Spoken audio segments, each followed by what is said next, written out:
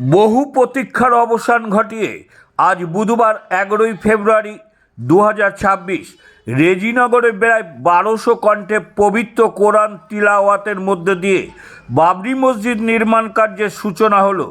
এই ঘটনা ঘিরে এলাকা জুড়ে তীব্র আলোচনা শুরু হয়েছে।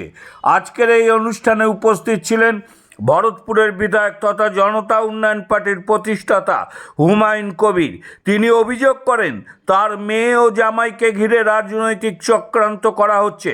পাশাপাশি 14ই ফেব্রুয়ারি বহরমপুরে পুলিশ সুপারের দপ্তর ঘেরাও কর্মসূচির ডাক দিয়ে 1 লক্ষ মানুষের সমাবেশ ঘটানোর দাবি জানান তিনি। উল্লেখ্য 2025 সালের 6ই ডিসেম্বর বেলডাঙ্গায় এই মসজিদ নির্মাণের ঘোষণা করা হয়েছিল এবং সম্পূর্ণ আগামী 2 বছরের মধ্যে নির্মাণ কাজ করার লক্ষ্য স্থির করা হয়েছে বলে জানান হুমায়ুন কবির। আজকের কর্মসূচি 2 ঘন্টা কোরআন তেলাওয়াত হবে, তারপরে বাবরি মসজিদের মেন ফটকের যে বেস ঢালাই সেটা দিয়ে শুরু হবে। তারপরে ইঞ্জিনিয়াররা তাদের মতো করে 2 বছরের বাধার চেষ্টা হয়েছিল। বাধা যতই আসুক বাধাকে অতিক্রম করব ইনশাআল্লাহ। আল্লাহ আমার পাশে আছে, আল্লাহ খুশি আছে, আল্লাহর ইচ্ছায় আল্লাহ হবে। বাংলার কোনো শক্তি নাই, ভারতবর্ষের কোনো শক্তি নাই বাবরি মসজিদকে রুখে। দেখুন, পুলিশ আমার মেয়ে জামাইদের প্রতি কত বড় চক্রান্ত করেছে তার প্রমাণ দিব। আপনারা সবাই কপি নেবেন। এটা মুর্শিদাবাদের কেস আনিরাজ যখন ছিল, একটা কেস নাম্বার দেখুন, যে লালগোলা পিএস কেস নাম্বার 237/2025 ডেটে 20/3/2025। এই কেসে এনডিপিএস কেসে কে আসামি ছিল এখানে ডিটেলস লালগোলা পুলিশ স্টেশনের পুলিশের কেস নাম্বার, তার সেকশন সব আছে।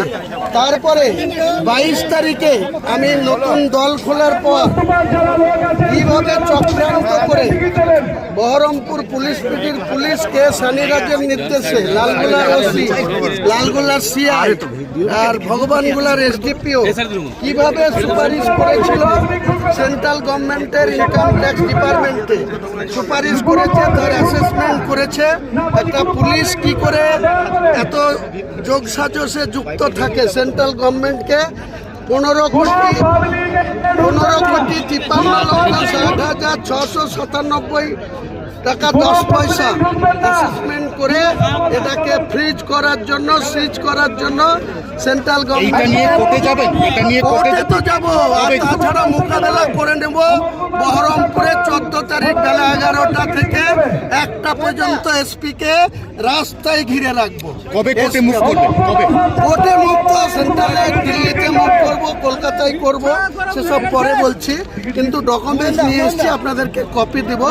এরা যে যোগ সাজস করেছে তার প্রুফ এটা, যে কেসটা যেটা হয়েছে, যে কেস রেফারেন্সে আমার বিআই, আমার মেয়ে, আমার জামাইদের ফাঁসিয়েছে 15,53,60,000।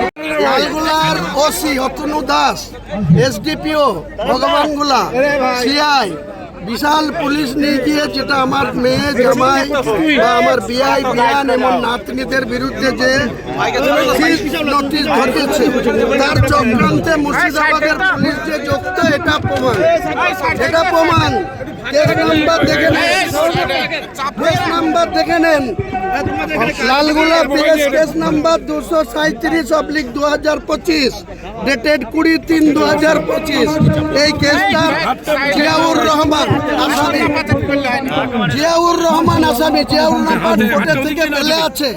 কি করে 1/1/2026 থেকে 9/1/2026 পর্যন্ত 9 দিনে বিভিন্ন প্রপার্টি চক্রান্ত করে ফ্রিজ করার জন্য, আমাকে না পেরে আমার আত্মীয়দেরকে জব্দ করার জন্য, তাদের সম্পত্তি ক্রুপ করার জন্য মুর্শিদাবাদের পুলিশ সুপার কে সানিরাজের নির্দেশে যে কাজ করেছে তার ডকুমেন্ট সমস্ত দিয়ে দিচ্ছি।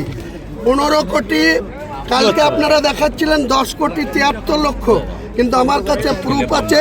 তাদের অ্যাসেসমেন্ট করেছিল 15,53,60,697 টাকা 10 পয়সা, এবং তিনি 21/1/2026 এখান থেকে সেন্ট্রালের ফাইনান্স দপ্তরকে এই সম্পত্তি প্রুফ করার জন্য তাদের প্রুফ করার অর্ডারটা দেখাতে বলুন। আর ধার মুচড়ে দেবো ওসি লালগোলার আর এসপি মুর্শিদাবাদের।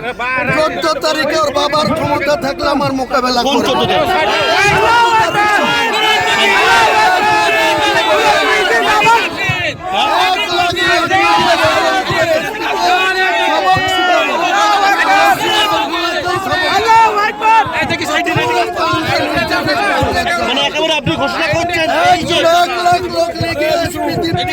এইসবের জন্য ক্ষমা চাইবে, তারপরে মমতা ব্যানার্জির এসপি অফিস ঘেরাও 14 তারিখ বেলা 11টা থেকে 1টা এসপি অফিসকে ঘেরাও, কোনো নোটিশ দেবো না। 1 লাখ লোক নিয়ে হুমায়ুন কবির যা।